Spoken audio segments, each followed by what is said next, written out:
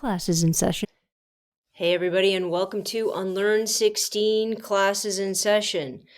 So I've got myself in a little bit of trouble on Twitter and on TikTok. The only place that doesn't yell at me consistently is pretty much Instagram. But nonetheless, the trouble's different. Okay, so on TikTok, I usually respond to people's relatively, let's say, aggressive or discriminatory or rude comments, and I do it sarcastically, and then people get mad and they report it, and I don't get it taken down. I just have to deal with the whole process because I always cover their name, because heaven forbid, nobody wants to be anybody's bully. So there's that going on TikTok. But at the same time, interestingly enough, it's not a lot of hate on TikTok. Like, I don't find the vitriol the same that there is on Twitter, because then I roll over to Twitter and I recently made a post about next Benedict. It's hard. I always want to say with a T at the end. I just made a TikTok about their passing, about what led up to it, and in all fairness, assumptions, right? You make assumptions about what's going on in that school, what's going on in that district. I think relatively intelligent, um, deductions, let's say, rather than assumptions. But that's not really the point. Because as I got on that 3 minute, Twitter or TikTok ramble, I made a very specific point to say this. I didn't get on there to blame libs of TikTok. I didn't get on there to blame whatever her name is that just got appointed to the board in Oklahoma, even though she lives in New York. I didn't blame individual, like the superintendent of the schools or the principal of the school or the politicians in Oklahoma, or, all of these very specific people about this specific incident. And I did that on purpose, because the more that we just focus on one particular thing, it makes it sound like a lone attack. It makes it sound like it's just her, or it's just him, or it's just the two of them that caused the circumstances, or the culture, or the reality that enabled, that stoked, that brought forth whatever kind of violence that we're talking about. Forget the very specific instance, because we can go back and forth all we want. None of us were there. Forget that for a second. Can we all just step back and accept there's a rising level of hate? Maybe I won't even lead with hate, because I'm going to lead with something more insidious. There is a rising level of dehumanization of people within the United States, and yes, it's seeping up into Canada and in different parts of the world. Dehumanization of the trans community, of the LGBTQ community, of the allied community. There's this dehumanization that is going on. And when I see this going on, as somebody who has studied history, this is the first step. The dehumanization, the vilification, it's the first step to violence. And I don't need to prove instances of. I'm simply going to say this is how it all begins. And you can go back to, Carthage, which is like the first documented case of genocide. You can speak obviously about the Holocaust. You can speak about what's gone on in different parts of the world, in Cambodia. When it comes to our indigenous look, you can go all over the place. And here's what you're going to have in common. You're going to have a dehumanization, a group or a culture that is going to be looking for a scapegoat to say, your life is bad because of X, because of these people. Okay, that's the first step. The second step is when you point to those people, you figure out how to dehumanize them, how to make them less of a person, how to make their opinions, their voices, their sheer existence either fraudulent or destructive to the actual culture that we exist in. And then you're going to go one step further, because they always go one step further. You're going to say it's these people, it's this group and their allies that are coming after your kids. And as soon as you press that button, as soon as you press the "and they're going to come after your kids" button, it creates a rise from the pit of your stomach as a parent, as anybody who wants to protect kids. It creates this rise of vitriol and sort of this instantaneous jump to defense. And this instantaneous jump to defense in all of these situations is always predicated on a lack of actual education, on a lack of actual awareness. That's the bottom line, right? You point to a group of people that is less than, I think, 0.01%, like it's an ridiculous percentage. And then you say it's them. They're the problem. And so most people have no actual education. They have no actual understanding. They are ignorant to that particular, the trans community. They're ignorant to them.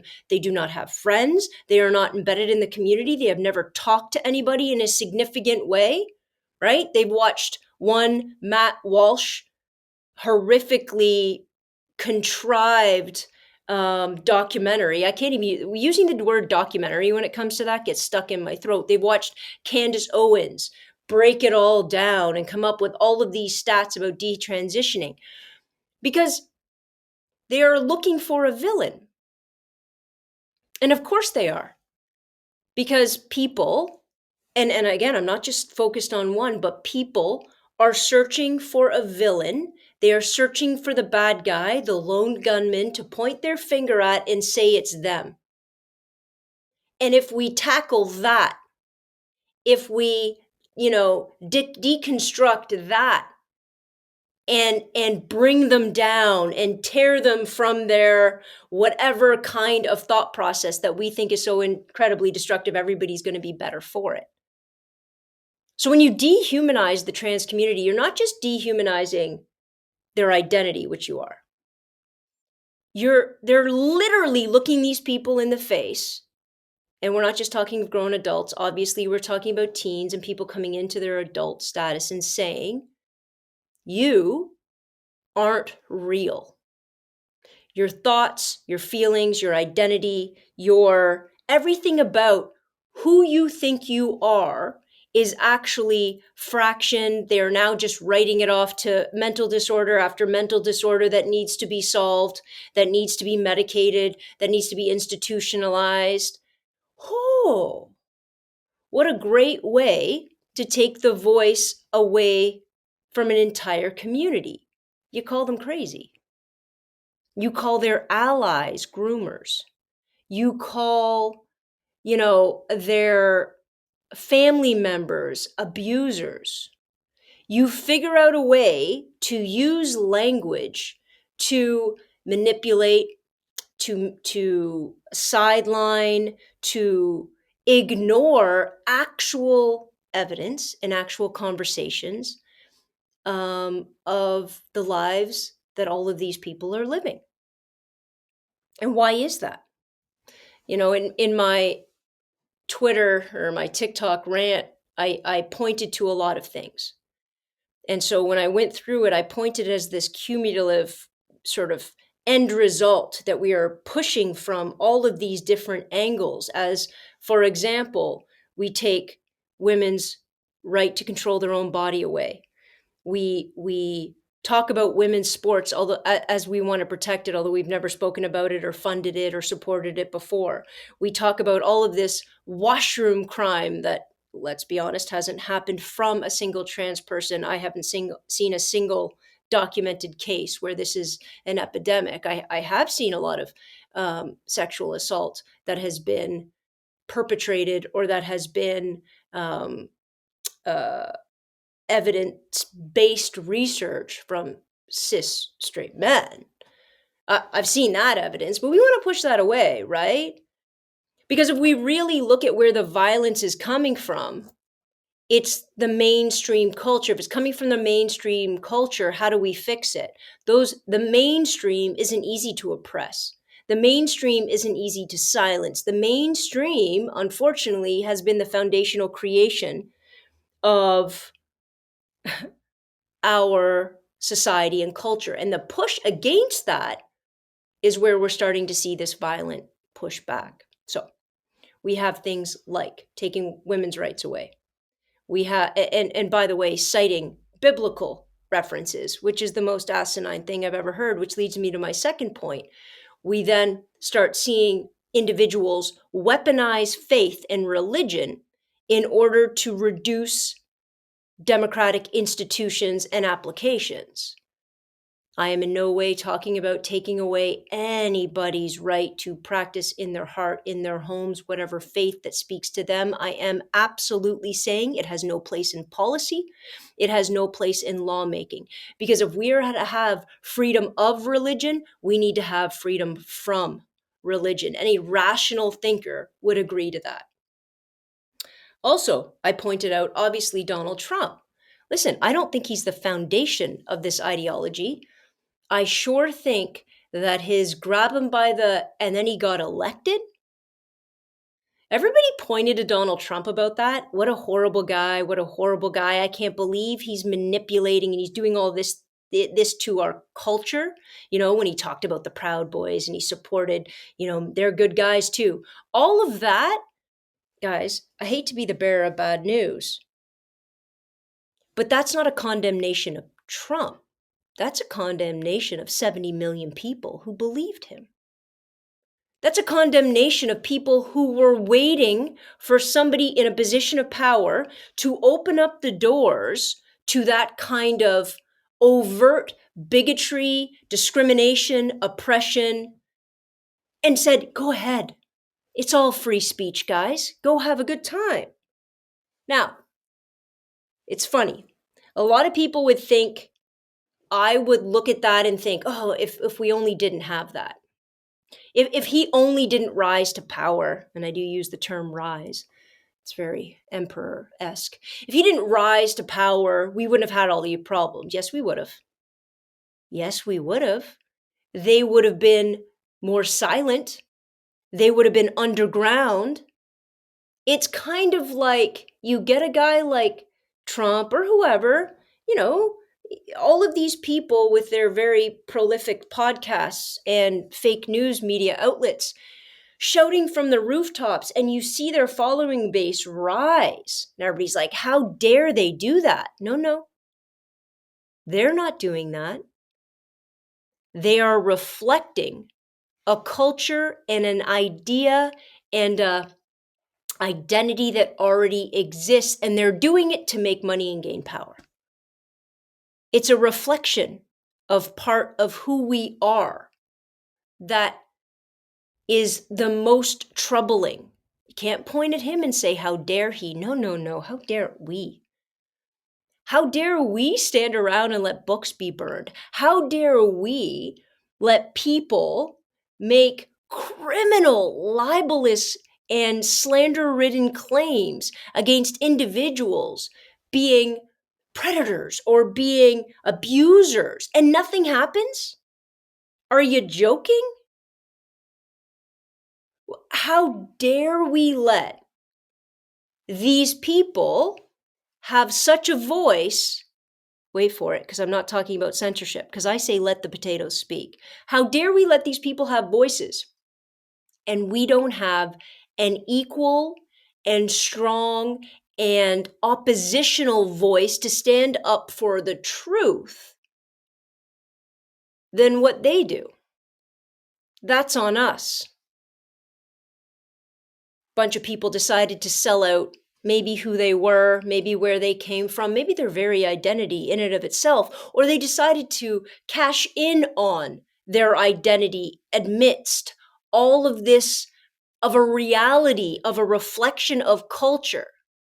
They're making money off these millions of people who weren't convinced to think this way, who already thought that way and were looking desperately for somebody to echo it in intellectual and strong and with a microphone in front of themselves, Jordan Peterson kind of way.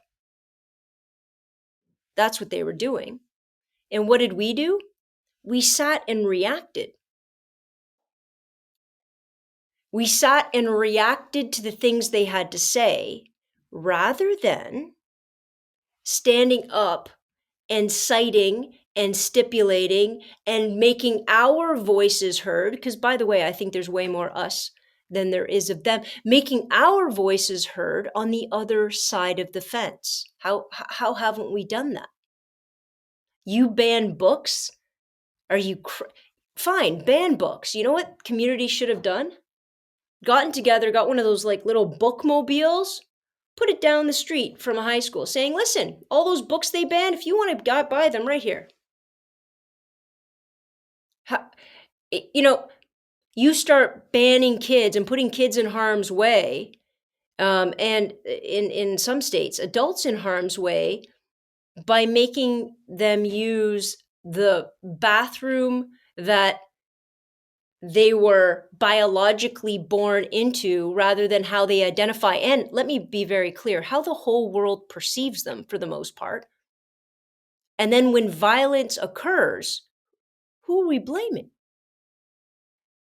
Who are we blaming here?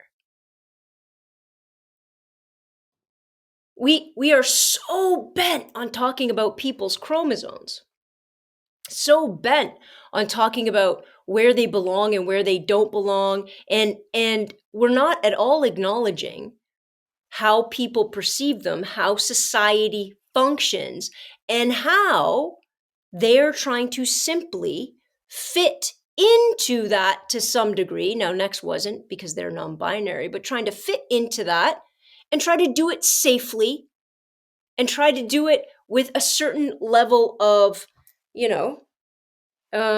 clear expectation of what they're getting themselves into. A lot of people look at me and think that, I speak about trans issues, which I speak about human rights. So let me be very clear about that. And when I speak about trans rights, I'm simply stating that every person deserves to be safe, respected, and have all of the human rights afforded to the rest of us. Now, are we all always safe? Of course we're not. I am simply making a statement. When people say, "Well, what would you say to a kid?" Well, listen, that's not my job, right? It's not my job to tell anybody, adult or teenager, who they are. It's my job when they tell me who they are to respect that. How is that so freaking hard? How is that so hard? And you have all of these people usurping and trying to usurp because they have a podcast with a microphone in their hand. They're trying to usurp endocrinologists and physicians and child psychologists and the trans community and the parents of trans teens. What are we doing? What are we trying to usurp? Well, I'll tell you, they're not trying to usurp anyone. They're trying to make a boatload of money. That's it. That's it. And it gets to be this issue. It gets to be this issue where they can press on a button that has shaken everybody's core. Because let's be perfectly honest, the number one form of socialization for all of us, I don't care where you were born, it is little boys are like this and little girls are like this. There's a reason when a kid is born, we throw a pink hat on one and a blue hat on another. Instantaneously, we decide. Instantaneously, we use different words to describe them. Instantaneously, our voice changes when we speak to them. Instantaneously, we buy them toys and clothes that reflect what we believe their personalities will be as associated with their sex. I'm not arguing sex here, guys, but we have been shoving gender down everybody's throat forever. And all of a sudden, we have groups of individuals now pushing back. And people are like, well, why is there so many now? I'll tell you why.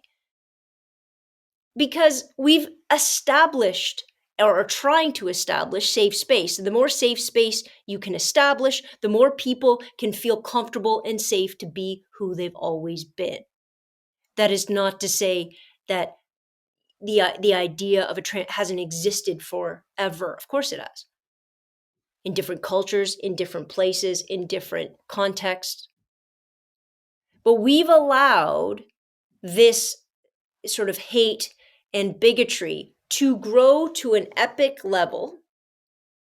And as violence comes out of that, people are going to look at the individual acts of violence as though they happened on their own, or they've happened as a result of one person or two people, but it's not.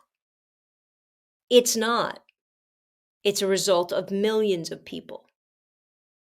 It's a result of millions of people being desperate, being afraid, being scared, being uneducated. And those millions of people are looking to point a finger at a group of individuals and say, it is them, they're the problem. Well, that's how it always starts.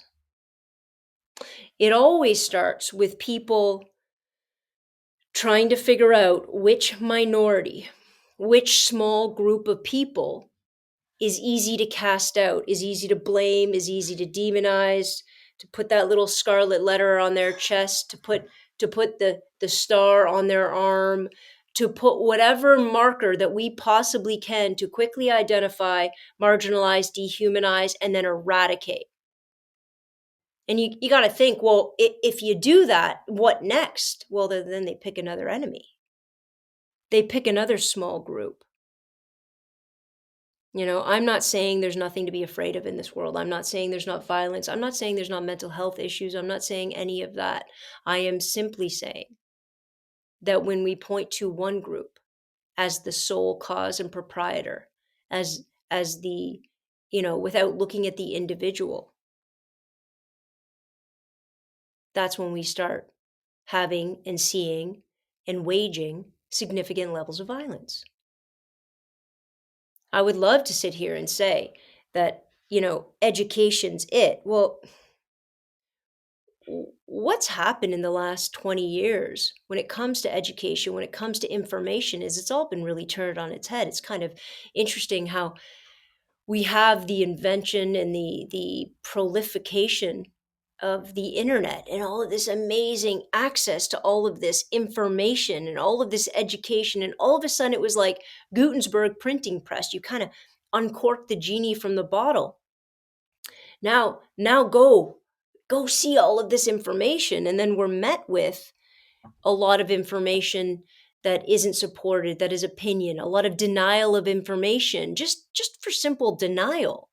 A lot of pretending the mass population understands clinical and scientific studies, or they understand legal systems and mechanisms, and they're discounting these and accepting those. It really is fascinating how the growth of knowledge on the internet has led to the questioning of all knowledge.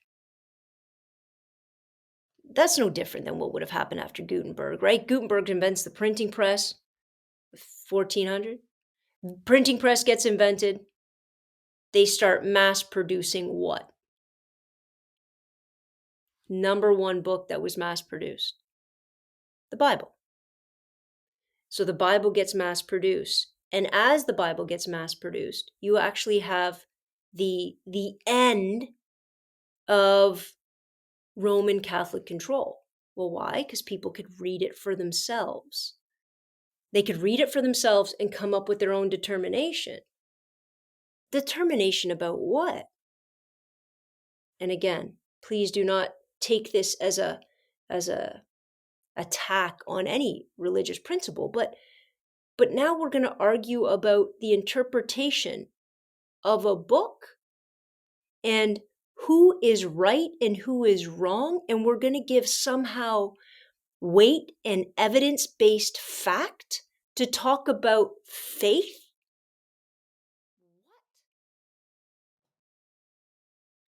There's no knowledge there. There's no proving or disproving. It's all belief. But the first book that was ever mass printed, and the book, and it continues to be religion in general, that we're going to fight about and we're going to use as actual fact to attempt in history to run societies, and in this time to attempt to run societies, we are going to argue interpretation and fact based on a book that nobody can prove, that nobody can disprove. What are we doing?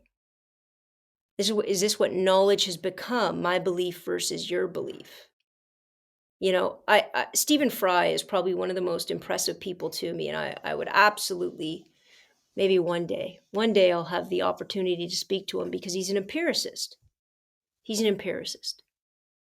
And what that means is he judges the outcome. Your intent doesn't really matter. Your belief doesn't really matter. What is the outcome? And if the outcome is bad, then we need to change the structure. We need to change what we've done. Our intent doesn't matter because the outcome is bad. And what I'm saying to you is the way that we're going about educating, the way we are going to about using the internet and rising this level of division and hate and belief as a driving force about what is to be done and how it's to be done. How are you supposed to ever argue somebody out of their belief, even when it's causing harm? Unless you're going to use the harm as proof of the failed belief. You know, so I also want to say this. If we just stand there and point fingers, which is why I tried not to. I can point fingers towards certain people that have has a really big microphone, because guess what? That's a lot of power. That's a lot of power. And it's a lot of sort of focused lightning, right? So the more that you do that, and the more that you raise those kind of flags, and the more that you utilize the voice that you have in order to stoke those flames, because you know it's going to gain you more power, you know it's going to gain you more money, and heck, you might even believe it. But belief isn't fact, and it isn't truth. And unless we start dealing in what is, and what the ramifications are, and what we've seen happening, and what violence and what bigotry and what dehumanization is currently going on right now, until we can accept that as reality, that is truth, we are seeing it happen, we will never start to challenge those beliefs. And we won't end, or we won't calm, or we won't figure out a way to exist, to galvanize education and intelligence and empathy and caring and community and all of those things. If we don't learn how to galvanize that, if we don't learn how to focus on those things, we will destroy ourselves. It'll be very much a self-fulfilling prophecy, but it's not going to be happening because of that community. It's going to happen because a whole group of people decided that their lives were better yesterday, and they're looking to blame a group of people for why it's not as good today. And when somebody gives them a scapegoat, when somebody hands it to them on a silver platter and says, it's them, and you pick up your pitchforks and you go charging too, that's when we destroy ourselves. That's when the violence escalates. That's when everything starts to fall. More conversations need to be had between differently minded people with the focus on the empirical evidence, the end result, the application, rather than focusing on the belief. And if we could all just admit for a minute that faith is a beautiful thing that is in your heart, does not have a place to run policy and law in politics, we'd have a good basis, because then we can actually start talking about reality, not personal belief. And if we can talk about reality, if we can talk about what is, and a lot of people will be like, oh, Joanna, you're talking about a man pretending to be a woman and blah, blah, blah. I'm going to say this as clearly as I can. Who people are decided upon by two factors: who they believe themselves to be, who they feel they are, and the way that the world perceives them. That it, and that's very relativistic. And that's identity. It's always very relativistic. So the more we try to put boxes on people, limitations on people, and say, you do this and you do this, and because your chromosome said this and your chromosome said that, the more we do that, the more fictional, talk about fake, the more fake things we are boxing people in on. I'm not saying there's any perfection in identity. Of course there isn't. I am saying step back and try to understand what the end result is, what freedom for that individual looks like, and why. Why would we try to limit that, take that away based on whatever belief we happen to have? Think about it.